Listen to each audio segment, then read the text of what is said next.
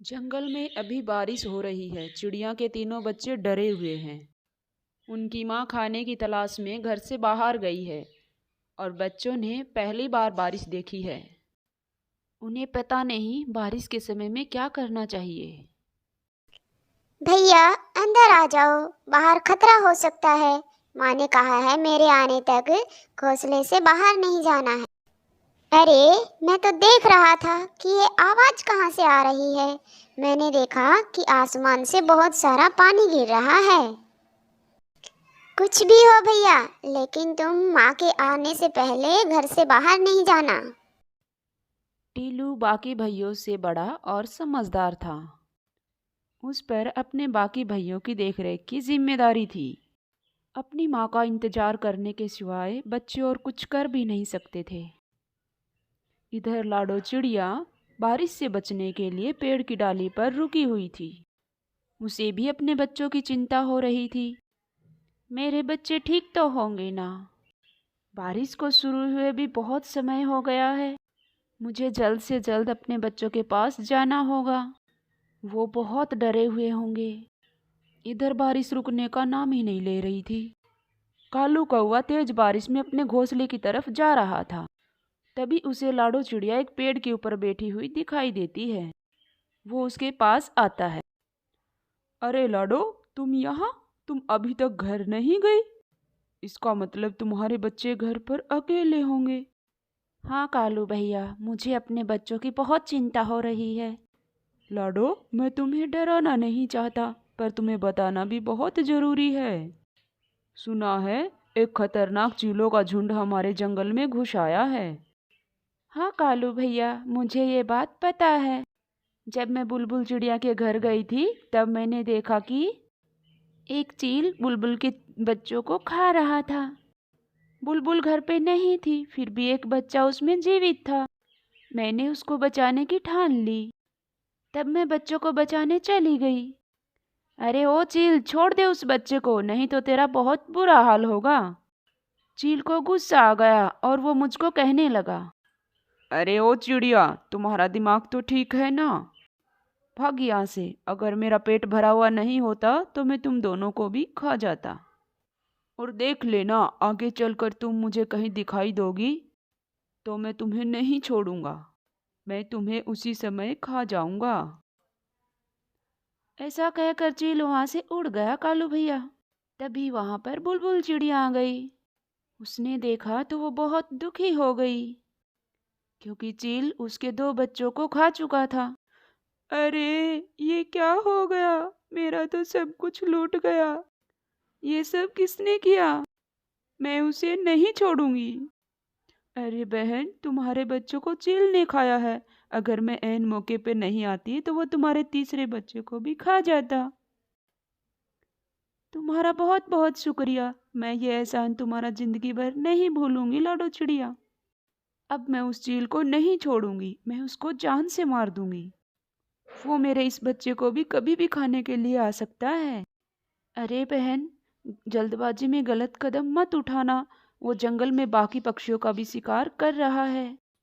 उसे हमें झांसे में फंसाना होगा और फिर हम उसके किए की सजा देंगे। जल्दबाजी में किया गया फैसला गलत होता है।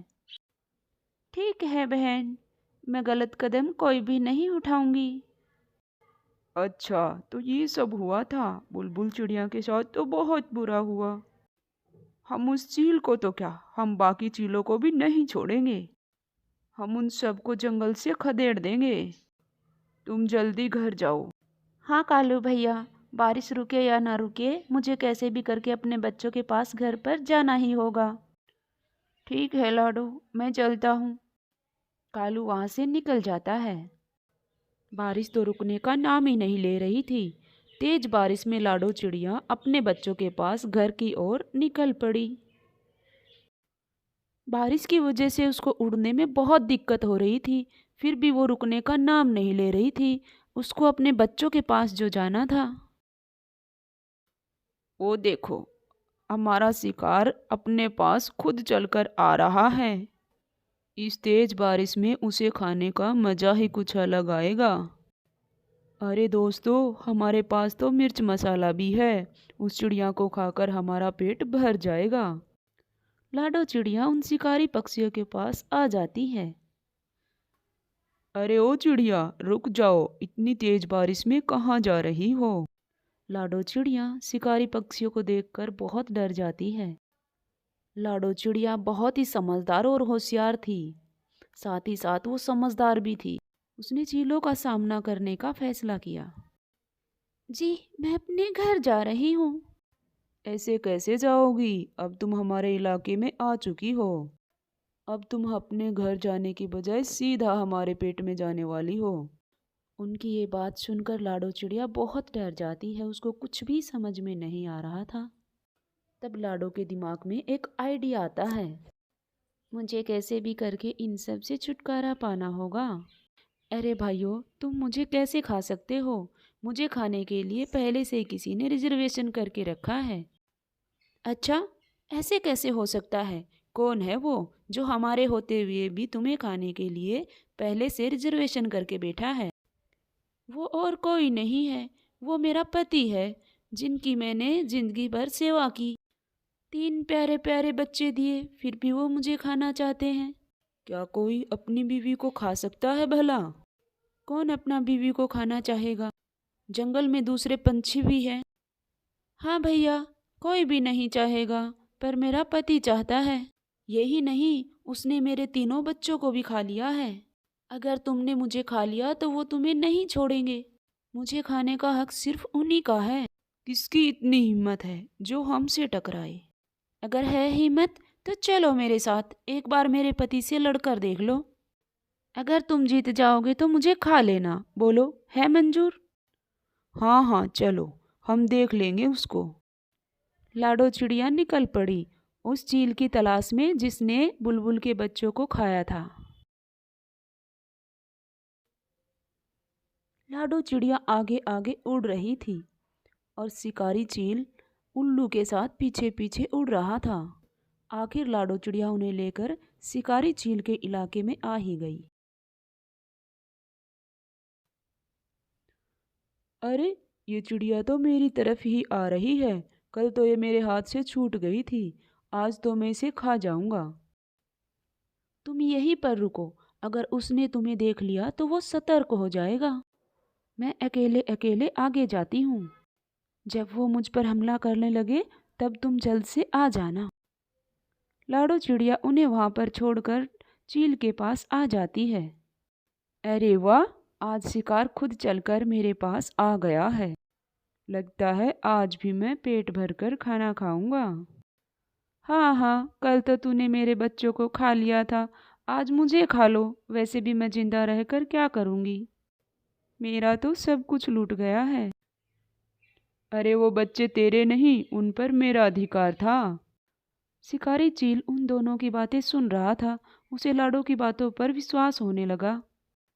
इधर चील को लाडो की बातें समझ में नहीं आ रही थी, फिर भी उसने हाथ से ये मौका गंवाना नहीं चाहा। हाँ हाँ, जैसे मैंने बच्चों को खाया था वैसे ही तुम्हें खा जाऊंगा। चील उड़कर लाडो चिड़िया पर हमला करने ही वाला था, तभी दूसरे शिकारी पक्षियों ने उसका रास्ता रोक लिया। अरे बेटे, तने तो मौज ही कर दी, तनिक रुक जा जरा, वो हमारा शिकार है। तुम सब कौन हो? उस पर सिर्फ मेरा अधिकार है। देखो देखो भाइयों, ये कैसे मेरे साथ सुलूक करते हैं। अरे बेटे, तनिक रुक जा जरा, अब तुझे यहीं पर खोल देंगे। इतने में उन दोनों की तेज लड़ाई हो गई और उल्लू वहां से भाग गए।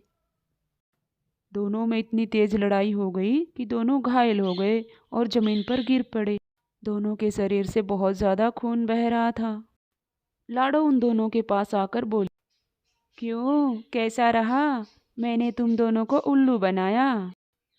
ना ही मैं इसकी बीवी हूँ और ना ही इसने मेरे बच्चों को खाया है। मैंने जानबूझकर तुम दोनों में झगड़ा करवाया ताकि जंगल में बाकी पक्षी सुरक्षित रह सकें। अब समझ आया, सख्ती से हमेशा युक्ति ही अच्छी होती है। अरे ओ चिड़िया, तने ये ठीक नहीं किया। उन दोनों में इतनी ज़्यादा हाथापाई हो गई कि उन्हें अपनी जान गंवानी पड़ी। चलो, इनका काम तो तमाम हो गया। अरे बाप रे, इन दोनों के चक्कर में मैं तो अपने बच्चों को तो भूल ही गई।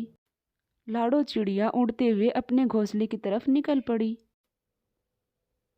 उसने देखा तो उसके घोंसले में पानी घुस गया था और उसके बच्चे भी कहीं पर दिखाई नहीं दे रहे थे। नहीं, अरे ये क्या हो गया, मेरे बच्चे कहाँ गए? तभी वहां पर कालू कौवा आ जाता है। अरे लाडो, रो मत, तुम्हारे बच्चे सही सलामत हैं। जब मैं मेरे घोंसले की तरफ जा रहा था तो मैंने देखा तुम्हारे घोंसले में पानी भर चुका था और बच्चे भी पानी में डूब रहे थे। तभी मैं बच्चों को वहां से निकालकर अपने घोंसले में लेकर आया। चलो, बच्चे कब से तुम्हारा इंतजार कर रहे हैं। लाडो कालू कौवे के घर पर आ जाती है। अपनी माँ को देखकर बच्चों ने अपनी माँ को गले से लगा लिया। माँ, तुम कहाँ थी इतनी देर तक? हमने कितना इंतजार किया। अगर कालू मामा वहाँ पर नहीं होते तो क्या होता? कालू भैया, तुम्हारा बहुत बहुत शुक्रिया।